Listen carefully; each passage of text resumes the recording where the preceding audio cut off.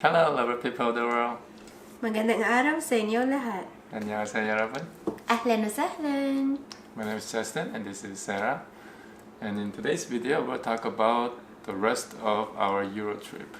Yay! On our previous video, we had vlogged on Paris, our 3 nights in Paris, France, during our first 3 nights in Europe. And today we'll be talking about the very first port that we landed on once we got onto our 7-night cruise, European cruise.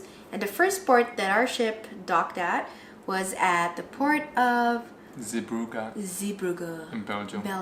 I just remember there feeling like I felt like nice, warm, cozy town. We took a bus from Zeebrugge to Bruges. 30 minutes. Once we got to the town of Bruges, the funny thing about that place is that Justin and I actually had watched a movie called In Bruges, starring Colin Farrell and Ralph Fiennes on our flight to Europe. In Air Canada. Yeah. Because, you know, you get these choices of movies, and we picked In Bruges, and then I thought it was like, I was like, oh honey, this looks like a boring movie, I'm just gonna sleep right through it. And I think I did sleep in some parts of it. I woke up at the exciting parts where they were like, I'm not gonna spoil it for you guys, but they were gunning each other basically, and they were in a bit of a wild chase. Exact locations that we saw Colin Farrell turn a corner when he was being chased by Ralph Fiennes, we were there. The exact location where Colin Farrell was on a speedboat that was speeding through the canal, trying to get away from the gunfire of Ralph Fiennes. We've been there. It's crazy. So we're walking along the canal. Similar to what Colin Farrell was walking to.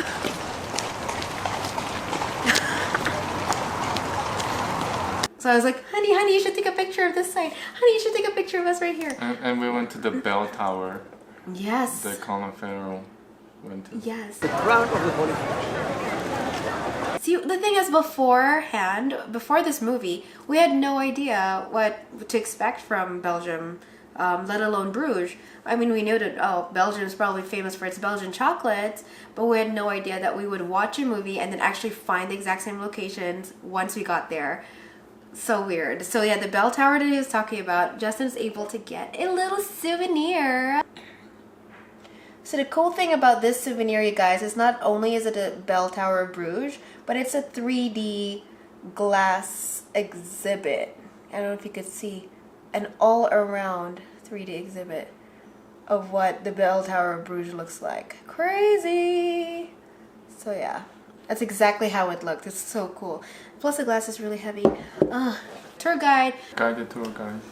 In English. They had what they call a whisper system, so the tour guide would be speaking into his microphone, and everyone in our group would wear this wireless electronic device with the earphone, and we can hear what tour guide is saying even though we are 30, 40, 50 meters apart. And our tour guide wore really bright neon orange and green colors. We're on a guided tour. I'm listening to it right now.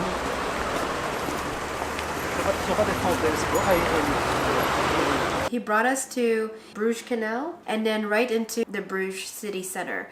So we've got like the bell tower, the city hall area, public marketplace, one of the famous Belgian chocolate factories. The official name that we went to is called the Chocolate Story Museum. It's a chocolate factory and museum combined into one building. You have one section where they actually produce chocolate, and another section of the building is where they have display of different types of chocolate, history of chocolate beans, and also they have a souvenir shop there. They sell the chocolate that they actually make in the same building. So part of the chocolate museum, there was like a whole story of how chocolate beans or chocolate came about. So where like who actually discovered these chocolate beans, how they traded these chocolate beans. There was even a demo actually. We went to see a live demo of producing chocolate. They had this little machine, not little, but it was sizable, your typical backyard barbecue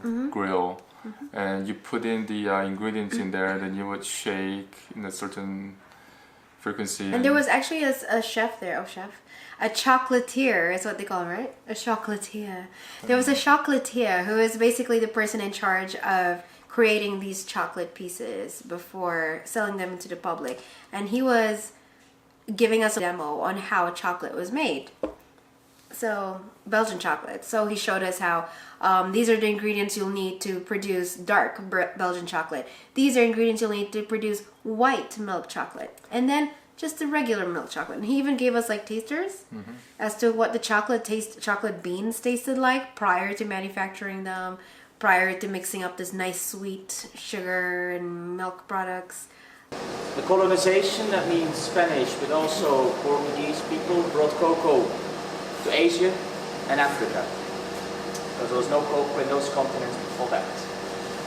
And coffee went from Africa to Asia and Latin America. And they're so sweet. Like, they gave all of us tourists giveaway chocolate bars, like free chocolate bars, Belgian chocolate bars. So it was so awesome. We went into a small souvenir shop and we found hundreds of different Belgian beer. And I remember asking a silly question to the guy, the store owner. I was like, what Belgian beer do you guys have here that I could buy? And he was like, we have 30 plus something kind, different types of beers here. So I'm not sure how to answer that question. And I'm like, oh, silly me. Okay, gullible me. And we're like, okay, I mean, like, what flavor is the best? And it's like, that depends. They're like, there's so many flavors out there. There's like 100 something flavors out there. And I'm like, okay, then I'm just going to go pick one. I'm just going to go pick a bottle. So then I asked Mom for help, and then she picked out the mango flavored beer. Okay, we just went to a souvenir shop and bought a beer. Belgian beer, 5% alcohol. The mango beer, I think. Yes. You want to see the sign? Right there. You see it? Remove your finger there. Alright, we're gonna have our first sip. Wish us luck. Go ahead. Go ahead. Wine me. Your lip. Alright, go ahead. Try it.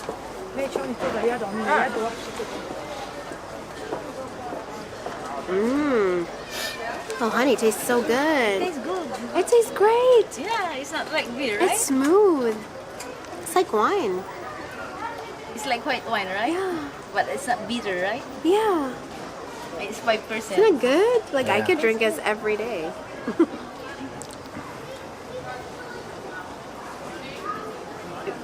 We can buy more than we will drink it in. Mom. It's nice, huh? Okay, you finish it. Why? I don't want to get drunk. I kind of want to find my way back. Actually, we're not big drinkers, period, let alone beer drinkers. And so, yeah, we were pleasantly surprised when we took a sip of that beer, right? It tasted so good. Yeah. So good, so smooth, so fruity. It was very refreshing on a nice warm day. It's the most fruity tasting beer I've ever tried. I noticed people walking out of this mini restaurant with cones or paper cones of fries. And I was like, ooh, those look cool, honey. Maybe we should go get us some fries.